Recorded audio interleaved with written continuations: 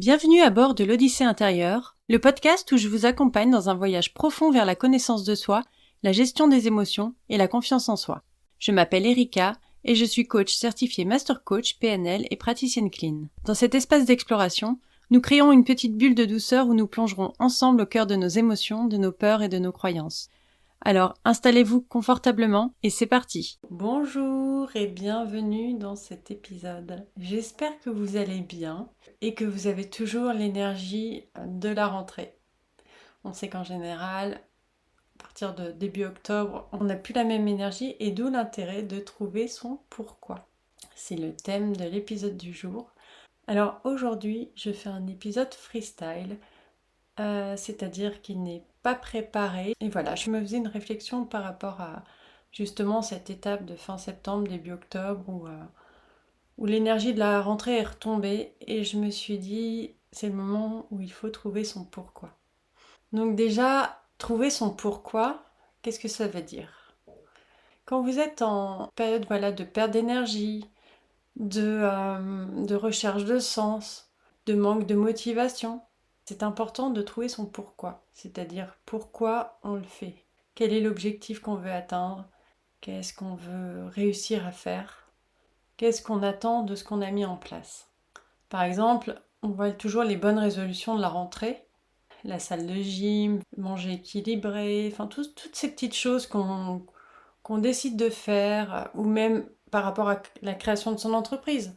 Par exemple, je vais me tenir à tel rythme de publication, tout ce qu'on met en place par rapport à son entreprise, qu'on décide en période de début d'année, que ce soit septembre ou janvier d'ailleurs, parce qu'on dit souvent qu'il y a deux débuts d'année. Il y a l'année scolaire, entre guillemets, et l'année calendaire. Et voilà, connaître son pourquoi, c'est offrir un sens, une direction à ce qu'on fait. Ça permet de persévérer, d'avoir envie de continuer, de surtout surmonter les obstacles possibles. Surmonter les imprévus, surmonter les difficultés, parce qu'on y fait tous face. Et que ça soit l'hiver, aller à la salle de sport quand il fait froid, ou pire pour moi, à la piscine, ou je ne sais plus ce que je disais, c'est mon problème, parce que en bonne TDAH que je suis, j'ai du mal à suivre un fil directeur parce que je pars dans mes pensées. Et c'est pour ça qu'en général, je scripte plus ou moins mes épisodes. Mais je pense que vous avez compris le concept du pourquoi. Si jamais c'est pas le cas, contactez-moi. Le pourquoi, c'est encore différent du quoi. Le quoi, c'est qu'est-ce que je vais faire, qu'est-ce que je vais mettre en place. Et du comment. Comment je vais faire pour atteindre cet objectif. Le pourquoi, c'est vraiment la raison intrinsèque qui est liée à nos actions et à nos objectifs, tout simplement. C'est ce qui définit nos objectifs.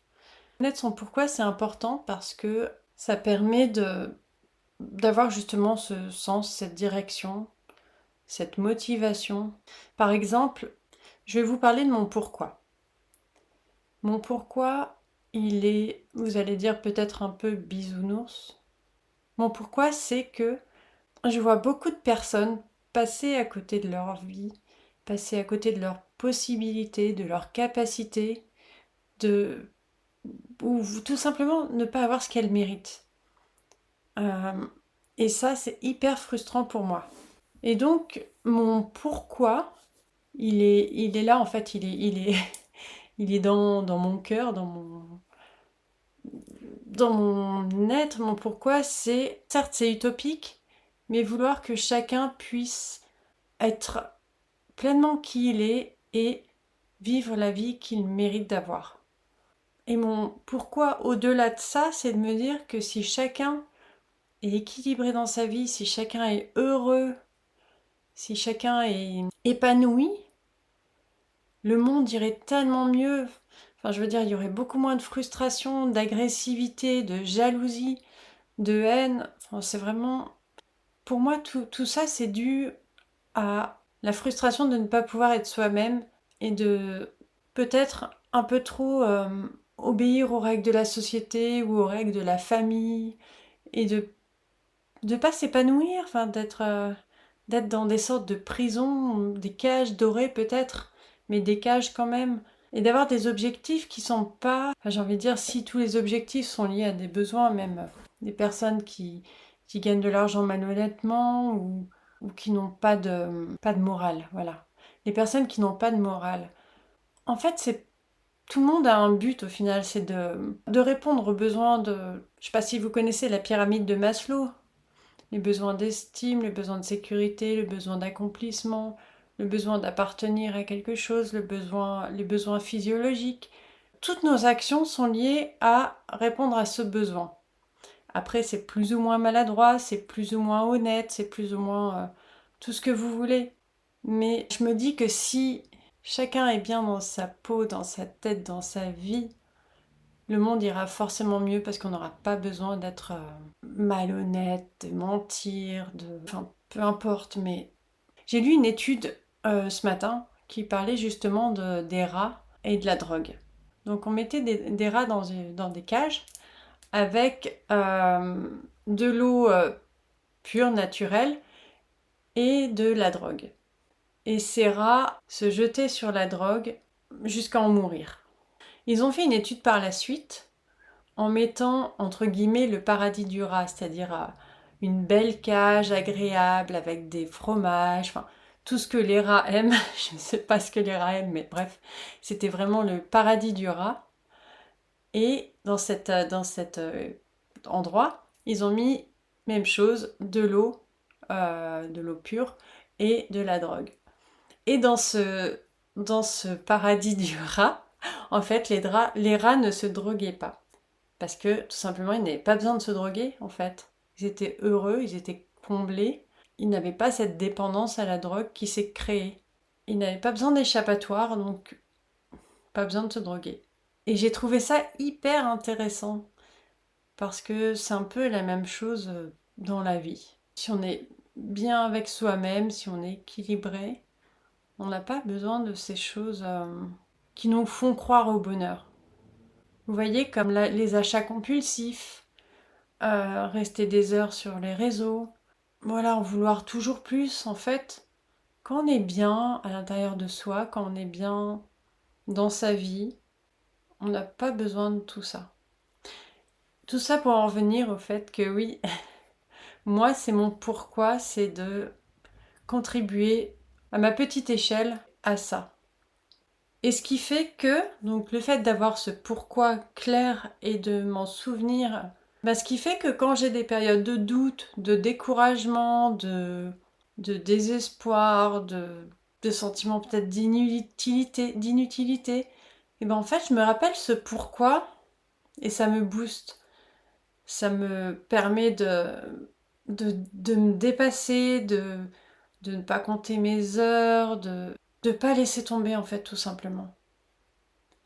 Et quand j'ai quelqu'un qui ressort d'un coaching ou qui atteint son objectif, ou en tout cas qui est mieux dans sa peau, et qui me remercie, enfin c'est waouh, enfin, je me dis waouh, c'est ça mon pourquoi. Et ça n'a pas de prix, et ça, une drogue me donnerait pas ce bonheur. C'est juste magique en fait. Donc voilà, oui, trouver son pourquoi, ça offre une direction à ce qu'on veut faire et ça donne la force de le faire. Et quand on connaît pas son pourquoi, qu'est-ce que ça entraîne? Ça entraîne une perte de sens, une démotivation. En fait, on fait quelque chose, mais on ne sait pas pourquoi. Enfin, on le fait sans but précis, sans carotte, j'ai envie de dire, au bout. Et, euh, et c'est souvent ce qui mène au burn-out, parce qu'on se démène pour quelque chose qui n'a pas forcément de valeur à nos yeux, ou qui n'a pas d'intérêt vraiment, qui vient du cœur, qui vient de la passion, qui vient de ses valeurs aussi. En fait, c'est agir sans un sens clair. Et ça ne peut que créer de l'insatisfaction. On ne peut pas être satisfait de ce qu'on est, de ce qu'on fait, pardon, si on n'a pas de pourquoi, de sens à ce qu'on y met en fait. Vous allez me dire, c'est bien, mais comment on fait pour trouver son pourquoi? Alors, il y a bien sûr énormément de possibilités, de techniques, de moyens Mais bon, je vais vous parler un peu de ceux qui me viennent là. Bien entendu, l'introspection, ça c'est important. Aller creuser à l'intérieur de soi. Qu'est-ce qui vous fait du bien? Quelles sont les choses en quoi vous croyez? Qu'est-ce qui vous motive? Qu'est-ce qui vous fait lever le matin? Ou même qu'est-ce que vous trouvez qui manque dans le monde peut-être aussi? Creuser à l'intérieur de soi et se poser ces questions importantes. Une fois que vous avez posé toutes ces questions, que vous avez un peu réfléchi, ce que vous pouvez faire par exemple, c'est vous poser, vous fixez un temps, 5, 10, 15 minutes. Vous mettez un minuteur et vous notez tout ce qui vous vient dans la tête, même si ça n'a aucun sens, vous écrivez. Vous écrivez, vous laissez le stylo agir. Et si à un moment vous ne trouvez rien à dire, vous écrivez je n'ai rien à dire. Et puis, c'est pas grave. Vous écrivez, vous écrivez, vous écrivez pendant tout ce temps-là. Ça s'appelle le flot de pensée. Et c'est hyper intéressant de voir ce qui en ressort, de voir. Puis ça, c'est aussi une sacrée libération mentale. Je vous invite à le faire, c'est un exercice assez sympa. Et même si les premières fois, il n'y a rien qui vient, vous pouvez réessayer par la suite et petit à petit, ça viendra. Après, je dirais écouter son intuition, écouter ses émotions, toujours, parce que les émotions, quand vous ressentez une émotion, qu'est-ce qu'elle veut me dire cette émotion? Les émotions sont c'est comme des petits panneaux en fait. Panneau j'ai peur, panneau je suis en colère, et vous allez derrière ce panneau. Et qu'est-ce que veut dire ce panneau? Enfin, je suis en colère. Qu'est-ce qui est touché chez toi pour que tu sois en colère, par exemple? J'ai peur. Quel est le besoin derrière qui fait que tu as peur? Donc oui, tout ce qui est émotion, sensation, intuition. Et si vraiment c'est difficile pour vous, n'hésitez pas à aller voir quelqu'un, notamment un coach, je presse pour ma paroisse, mais on sert aussi à ça, à trouver son pourquoi, à trouver un sens à sa vie, et ça change tout.